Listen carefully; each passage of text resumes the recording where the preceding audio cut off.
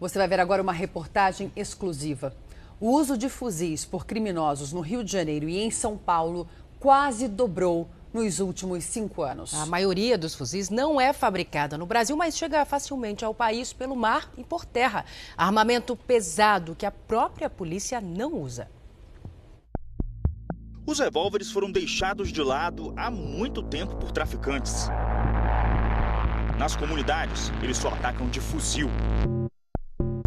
Ostentam as armas pesadas em plena luz do dia. Vamos tomar o Zé! Tomar o Zé! Armas que a própria polícia não usa. Elas são utilizadas em ataques a carros fortes, a transportadoras de valores, em roubos a bancos. E até mesmo em partidas de futebol nas comunidades. E nem sempre são situações de confronto entre criminosos e policiais. Fogos e tiros se misturam. É a banalização dos fuzis. Em entrevista ao jornalismo da Record TV, este sociólogo disse que a violência das armas dita as normas nas comunidades. É uma forma de impor medo, impor controle dentro daquele espaço. É um problema de qualidade de vida para os moradores. E não é novidade. Os criminosos estão cada vez mais bem armados. Tem ladrão usando até bomba de fumaça para distrair a polícia e fugir. No interior, onde as cidades são menores e, é claro, o efetivo da PM também, eles têm espalhado o terror. Em Santa Margarida, em Minas Gerais, assaltantes desfilaram com fuzis na carroceria de um carro. Os 2 únicos policiais de plantão na hora tentaram impedir que eles roubassem um banco. O cabo Marcos Marques da Silva, de 36 anos, morreu atingido por um tiro de fuzil.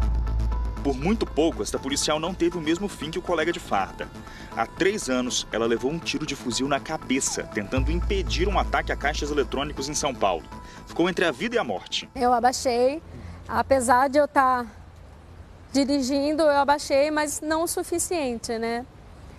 Foi quando o tiro, ele pegou aqui na lateral esquerda, ele arrancou 3 centímetros da minha calota craniana.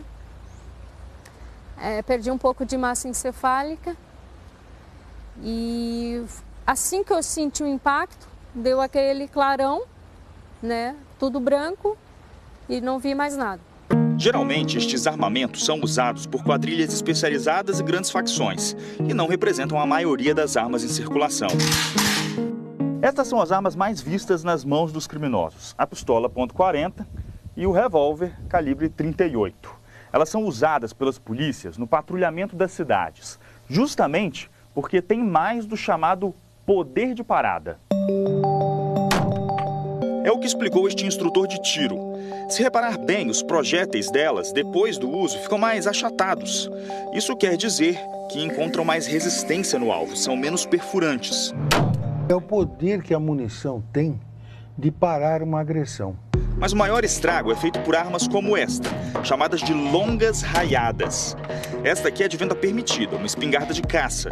O poder de fogo nem se compara ao de um fuzil. Ainda assim, olha o estrago. É uma arma perigosíssima, porque ele tem alta velocidade e alto alcance. Então, numa distância muito grande, é uma arma de guerra. É uma arma de guerra. Então, hoje, na nossa sociedade, infelizmente, nós estamos com os marginais munidos com arma de guerra. Por isso, talvez, essa intervenção hoje do Exército. No Brasil, por uma questão de estratégia militar, as armas de longas raiadas semiautomáticas acima do calibre .22 são proibidas para uso civil desde 1936. Mesmo assim, o uso de fuzis por criminosos no Rio de Janeiro e em São Paulo quase dobrou nos últimos 5 anos. A maioria dos fuzis que é vista na mão dos bandidos não é fabricada no Brasil, mas chega facilmente ao país por mar e por terra. Boa parte dos fuzis AK-47 sai da China e do leste europeu e entra de forma legal nos Estados Unidos. Os carregamentos saem de lá de avião ou navio para o Chile, Bolívia ou Paraguai. Depois entram ilegalmente no Brasil e viajam até as grandes capitais. Nós temos uma falha generalizada nas nossas fronteiras, tá? Tanto na fronteira seca, como na fronteira marítima, como nos portos, nos aeroportos, né? A fiscalização, os aeroportos muito menos, né? Mas nos portos e nas fronteiras praticamente não há nenhum tipo de fiscalização hoje no Brasil. E assim elas se espalham pelos maiores centros urbanos do país, em mãos erradas. No primeiro trimestre deste ano, mais de 3.500 armas ilegais foram apreendidas pela polícia. De acordo com o Conselho Nacional de Justiça, desde novembro do ano passado, aproximadamente 150 mil armas e munições foram encaminhadas ao Exército Brasileiro para destruição. Cubatão, litoral paulista, madrugada do dia 7 de março.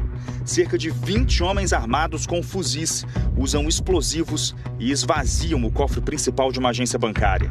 Na fuga, os policiais militares trocaram tiros com a quadrilha. Dezenas de cápsulas de munição ficaram espalhadas pelo chão.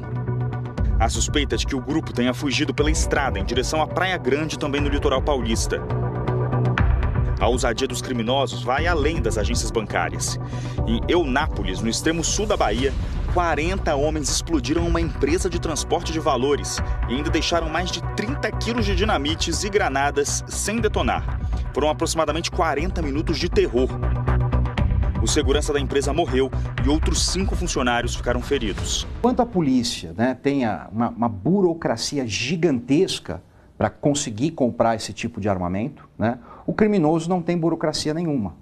Se ele tiver o dinheiro, ele compra. Então ele não precisa se preocupar com calibre, com tipo de arma, com quantidade, com burocracia, com certidões infinitas, com licitações. Ele simplesmente vai lá e compra. Ou seja, é um jogo de poder absolutamente desigual.